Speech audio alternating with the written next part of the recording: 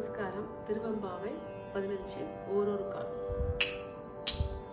ஓரொரு கால் எம்பெருமான் என்றென்றே நம்பெருமான்.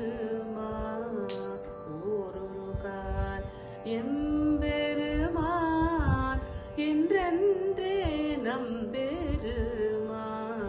சீரொரு கால் வாய் ஓவாள் சித்தம் களி கூற நீரொரு கால் ஓவா நெடுந்தாரை கண் பணிப்ப பாரொரு கால் வந்தனையாள் விண்ணோரை தான் பணிய வேறறைய